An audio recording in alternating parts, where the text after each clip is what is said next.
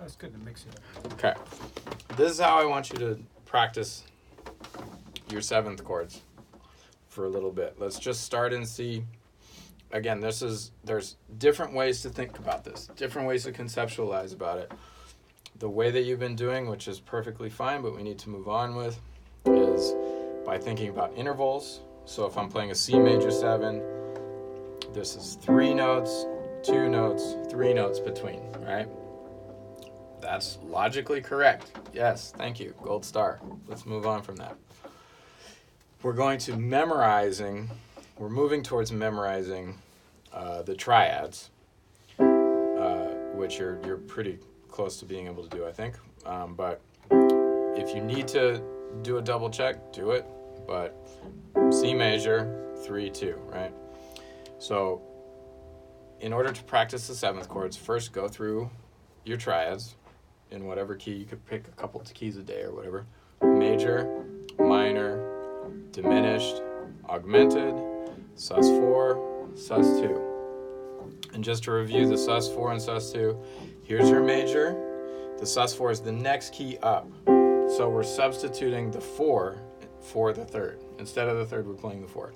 Also notice that there's a key in between your top notes, okay?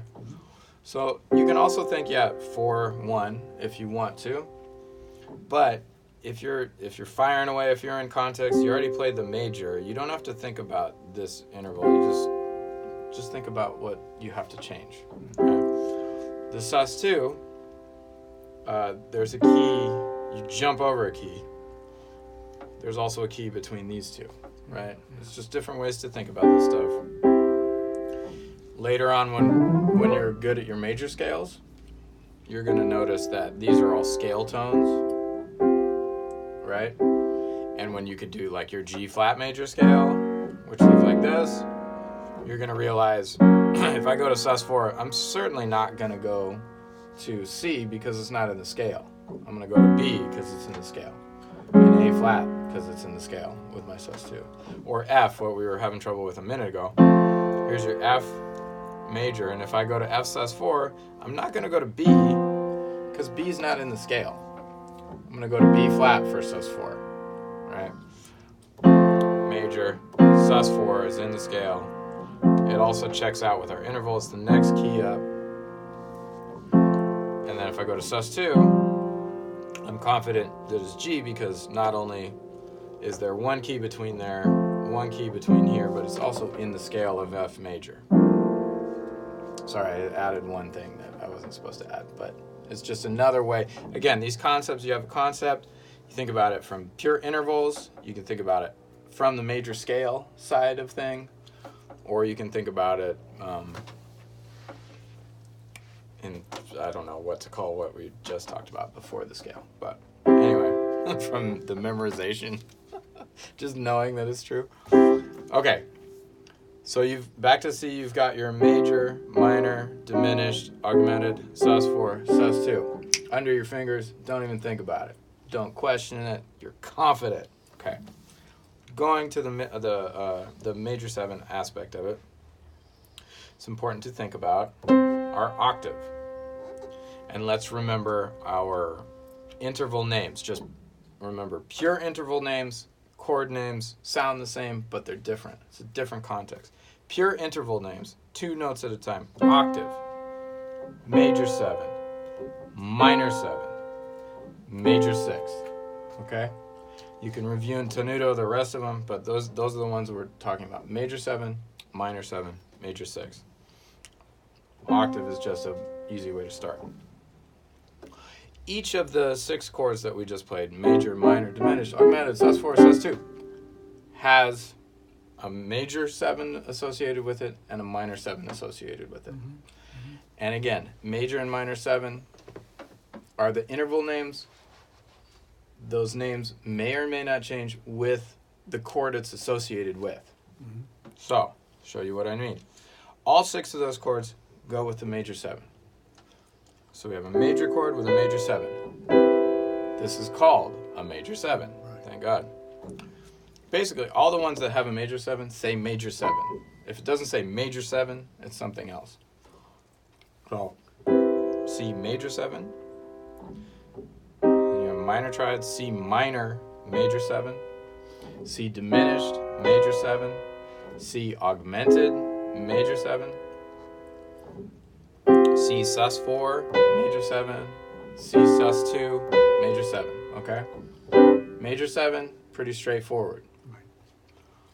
The minor 7 gets a little tricky because it has a couple of different names. Don't know why. So this is our minor 7, right? I'm going to do all 6 of those chords with the minor 7 and their names. Right. Also, to make it even more confusing, depending on where you were educated, England, Italy, Boston, California, they're going to be slightly different names for the same chord, such as half diminished or minor 7 flat 5. Same chord, different culture. But overlapping, intersectional, if you will. Sorry, focus. C major with a minor 7. This is called a C dominant 7. Right. So the minor 7 interval exists in the dominant 7 chord. And to make matters confusing, if I'm going to talk to you about it, I'm going to say the dominant 7. Oh, play the dominant 7, which is also called a minor 7 if we're talking about the interval. With a minor triad, it's called a minor 7. So now it's reverted back to a minor 7. Diminished with a minor 7, we don't call it a minor 7 anymore. We call it a half diminished 7th. Again, if we're just saying, oh, it's a minor 7, 2 notes, but the whole chord, half diminished 7, or minor 7 flat 5. Because here's your minor 7. If you flat the 5th note, it's a flat 5. Minor 7 flat 5. Augmented with a flat 7 is called an augmented 7. No dominant. You don't say dominant. You just say augmented 7. And then C sus4 7. For some reason we say C7 sus4. And then C7 sus2. I didn't make these up.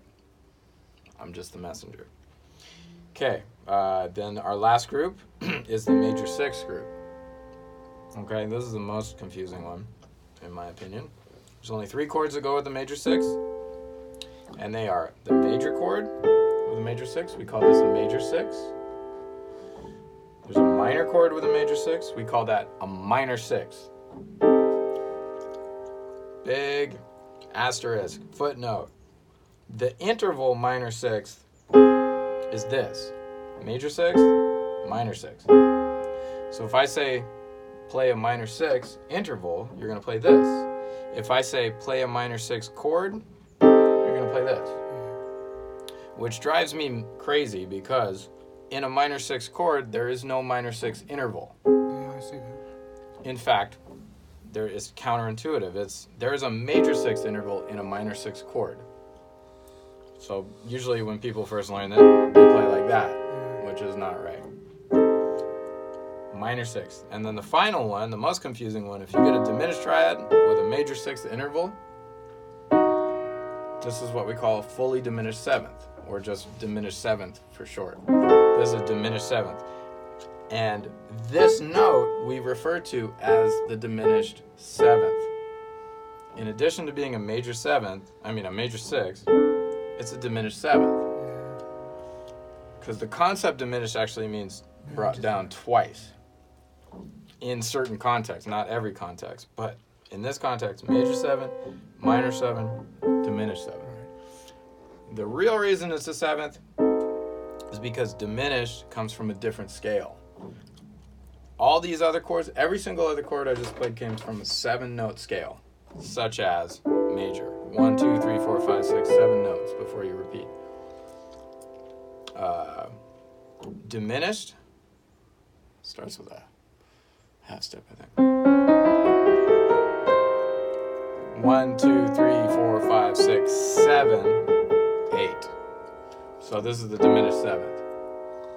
Okay. Got it? Sorry, there's a lot. If you can do this part, love that chord. Everything else is easy after this, man.